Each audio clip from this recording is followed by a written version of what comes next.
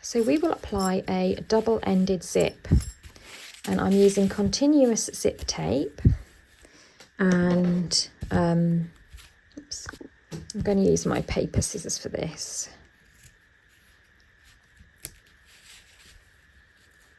What we want to do is split the tape apart and then cut a sort of a Y into it like this.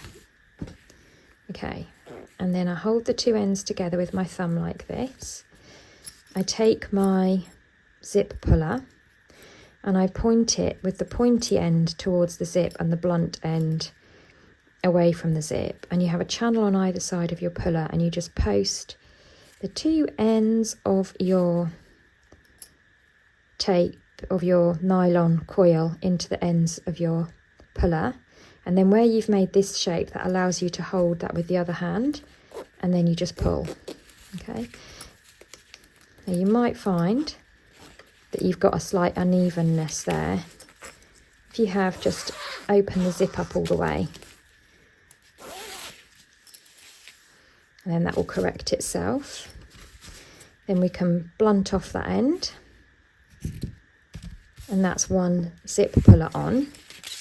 Now we need to do the same to the other side, so bring that zip up, don't pull it too hard, it will zoop off the end, and then even off that end there. So, and then we want to do our little Y again, so that we can have something to hold on to. So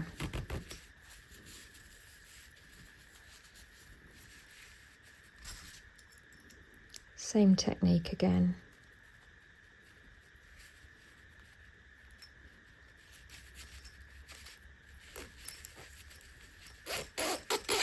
There you go, and that's your double-ended zip. It just means that because it's quite a long opening, it's 90 centimetres of opening, so yeah, your zip is that little bit long, so it's quite nice to have the two pullers so that you can open it from the centre.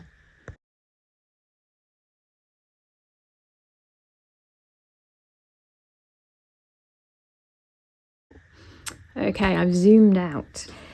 We're going to now insert our zip. So take your outer fabric panel and place it with right sides facing you. Take your zip and think of the zip as having a right side and a wrong side, and place your zip right sides down onto your bag panel. Okay, and then grab your clips, and you're just going to clip your zip all the way.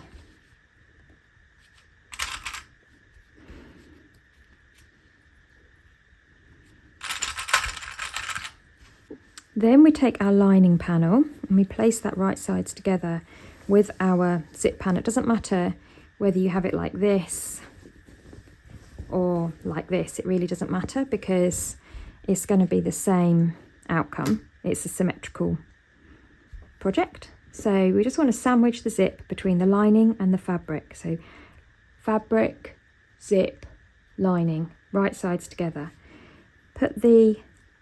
Match up the raw edges at the top there and just clip all three layers together. Then we're going to go over to my machine and we're going to sew that zip in place using our zipper foot. Okay, so I've depressed my foot.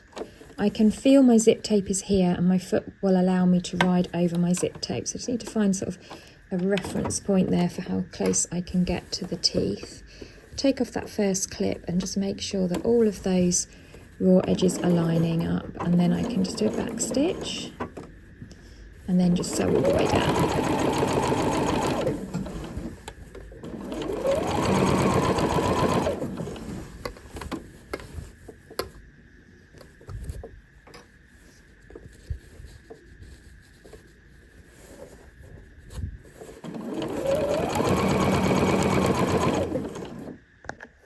So I've now approached this lump here where my zip pullers are. So with the needle down, I can lift my foot and then move the zip pullers out of the way so that I can easily sew beyond that point without kind of getting a blip in my seam.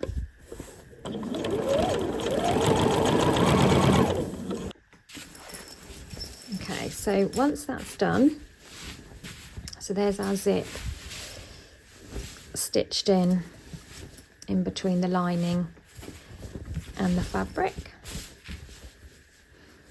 So we can now just press the lining and the fabric away from the zip tape so that it doesn't get caught when we're using it.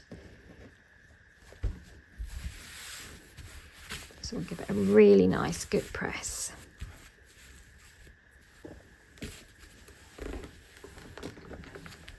Take time with your pressing because that will make the difference to a really nicely finished project.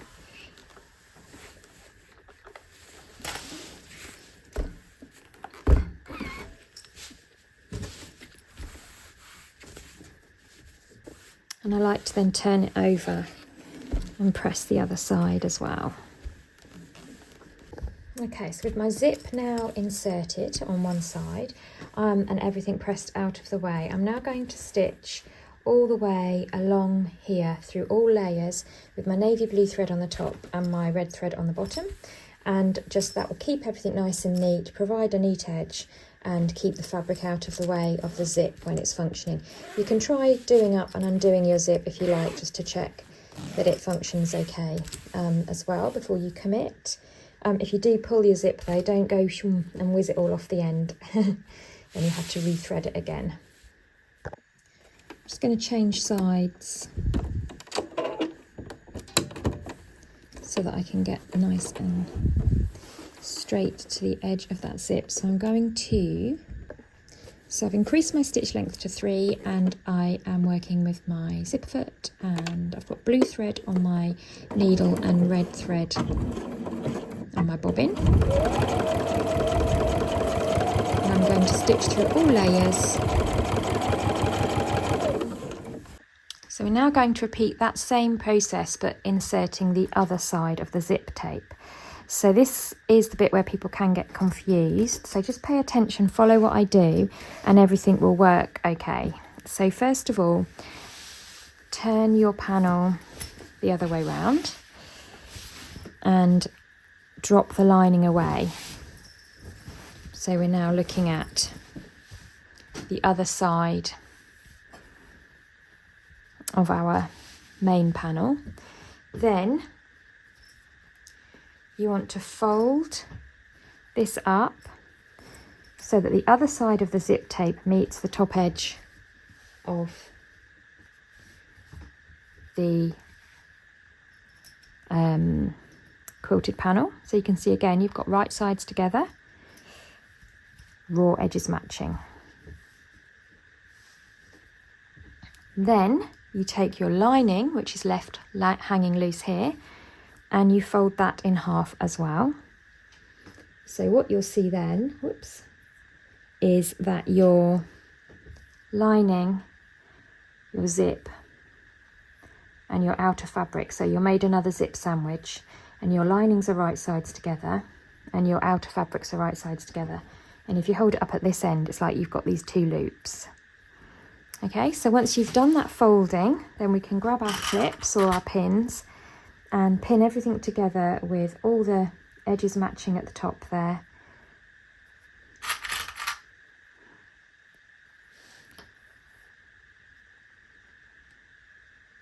Clip it all the way along, and then we will sew in the other side of our zip. Now don't worry if you get to the end, you've got a little bit hanging off like that or whatever. We can just true this off, okay? So just as long as everything's straight up here and your zip is sandwiched between the layers.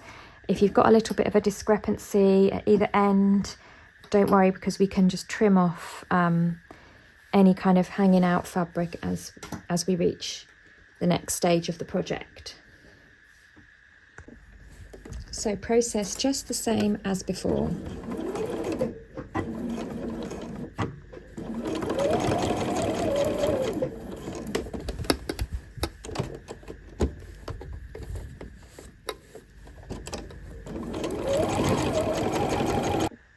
Okay, so we've come to the zip puller area, so we just need to reach in between those layers and move the zip pullers out of the way.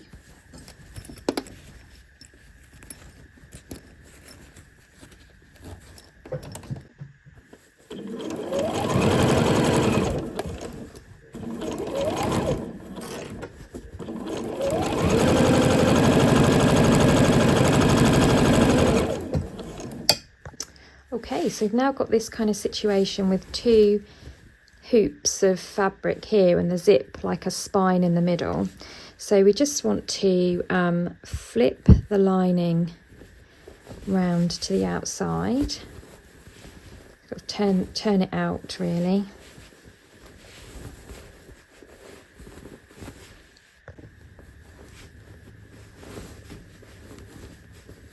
So it's a bit of a fiddle, but you kind of bring that out so that it's now an inside out bag.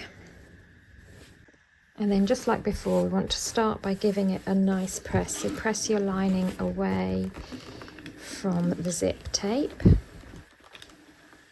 Then you want to reach your arm up inside and undo the zip from the inside, and then we can turn it through to right sides out.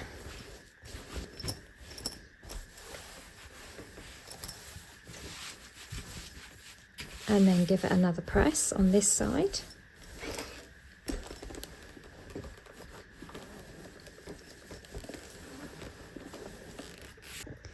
And then we just want to do our top stitch along the other side. So undo your zip as far as you dare, keep a clip there so that it doesn't whiz off the end. Do that on both sides. And then take the free arm off your machine. And then post your bag onto your machine. A little bit of keyhole surgery to get you started, just bringing that round here so you can see, oops, there you go, so you can see that there's my zip almost undone all the way. I'll switch that presser foot so that we are on that side. Oops.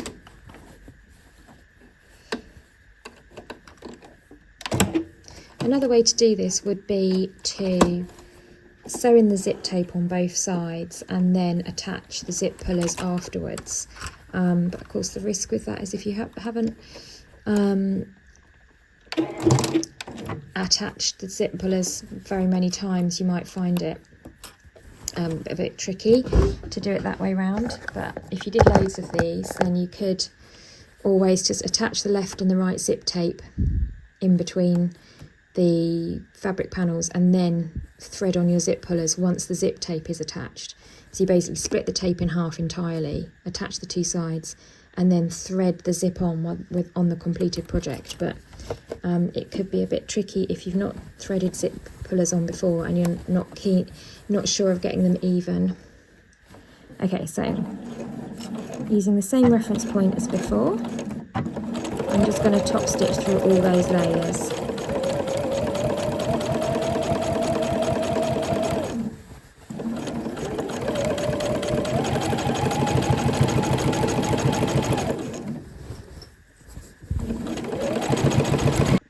So as you get to the bottom, just want to bring that round.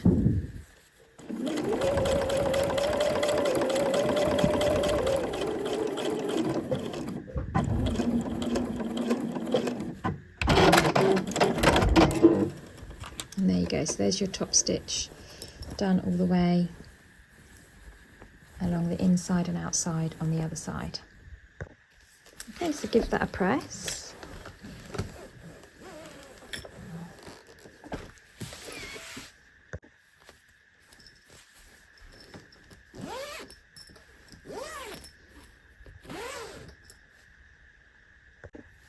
And then turn through to inside out, being careful with the end of your zip there. So once it's turned inside out, then do your zip back up.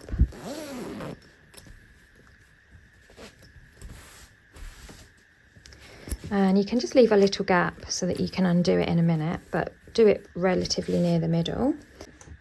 So you want to flatten out your gift wrap caddy so that the zip meets with the centre seam at the bottom. So those two edges meet there. And then take your remaining cotton twill tape, cut two 10cm slices, 10cm pieces, and fold those in half and give them a little press.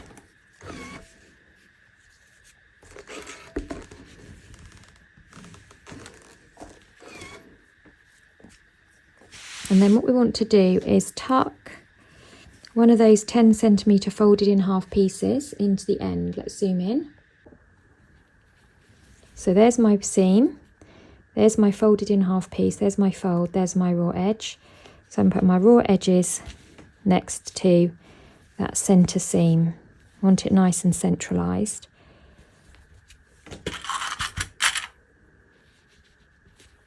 And then bring the zip there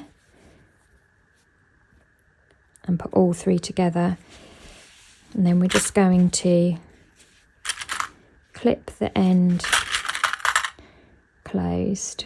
So bring together those raw edges. If these raw edges don't match up, just cut down there so you get a nice smooth line, okay? I think mine roughly meet up. There's a little bit of inning and outing, coming and going, but mine sort of roughly match up. But what we're going to do now is sew down the ends here.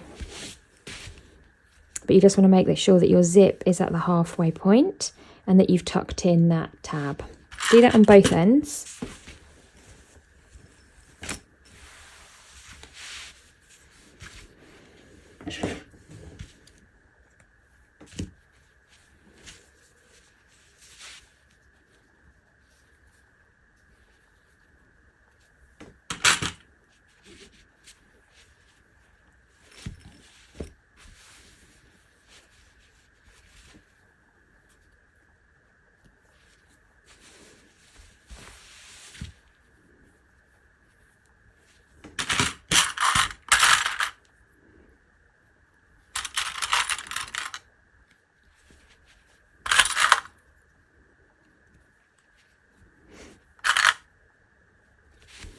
And then we can sew down here with a 1.5cm seam allowance. By using a nice generous 1.5cm, we're making sure that we're catching everything we need to, the end of the zip, the tab, any little discrepancies in the raw edges. So kind of go for a 1.5 and sew down here, sew down here. Let's zoom it back out so you can see. There we go. So there's my tube, and I'm just sewing these two ends here. Here we go. So incidentally, I have got my regular presser foot back on. My free arm of my machine is back on, back to normal, because we've finished our zip now. So we are now going into back into regular sewing.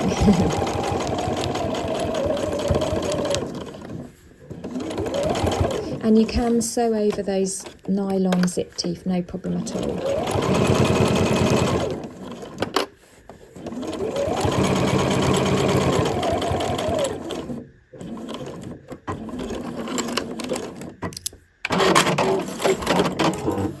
There we go, so that's all sewn. Same on the other side.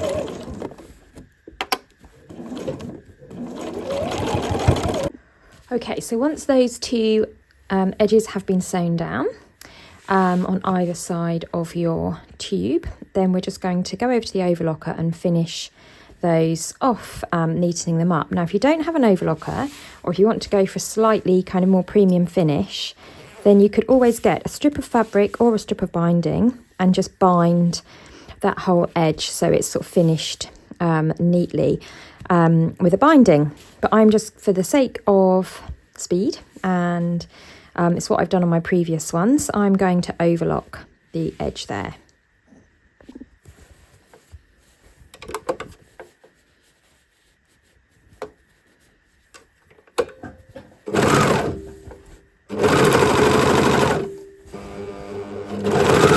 So I'm just overlocking through all those layers there, and that has the effect of chopping off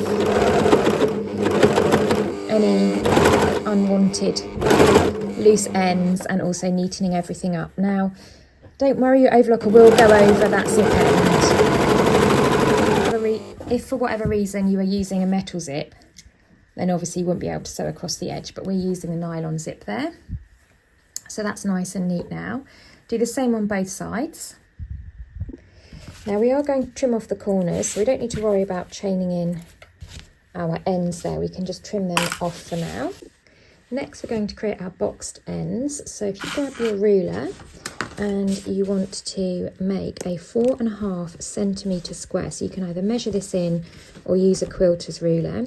So we want 4.5 centimetres in from the seam and 4.5 centimetres in from the edge here. Okay, so this is 4.5 here and 4.5 here. So when we're measuring our 4.5, it's this square here. We are not worried about the seam allowance. We want the square to be starting from this point here, the seam from your seam that you've sewn here. We're measuring 4.5 in from that, okay? So in fact, the bit that you're cutting away will be 5.5 by 4.5. Because you have a 1 centimetre seam allowance as well. Okay, do the same on the other corner. In fact, do the same on all 4 corners.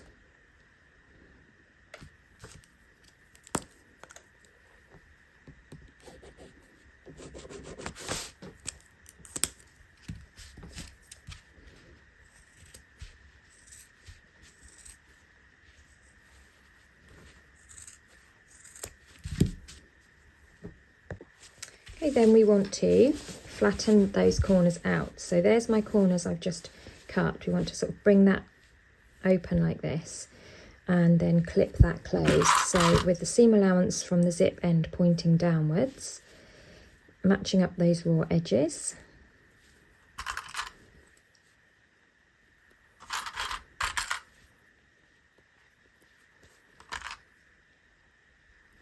Same on the other side.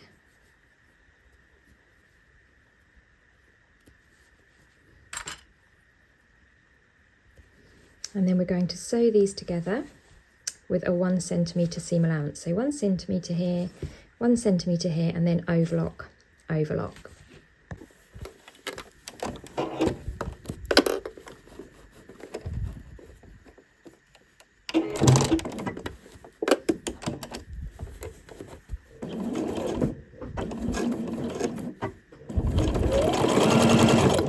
And you just want to make sure that this seam allowance is all pointing down.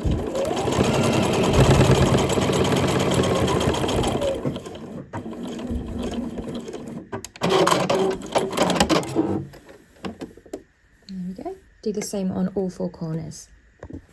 And then finally overlock.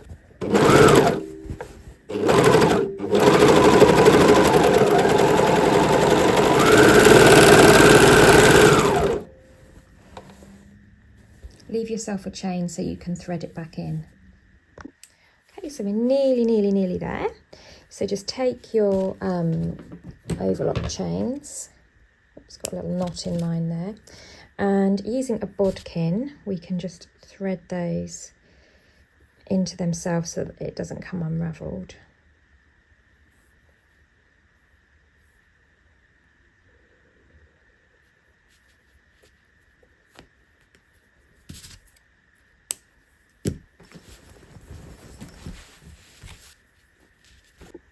There we are. So once those 4 corners are all done, then we can start turning this through to right sides to finally see our finished project. So push those corners out.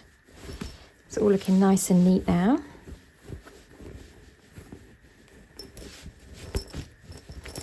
And do up our zip. And that is our gift wrap caddy. Almost finished. We've got one final finishing touch, which is to add a pretty ribbon to our zip pulls. So I want to take two 20cm pieces of pretty ribbon, and I've cut them with a nice slanted end so that they don't fray. Because it's synthetic ribbon, I can just singe the ends.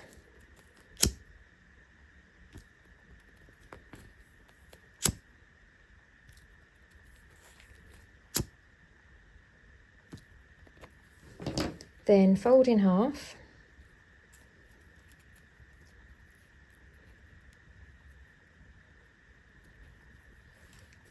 Post through the end of your zip. Post the tails through the loop. And that gives your zip a really pretty finish. And you are done.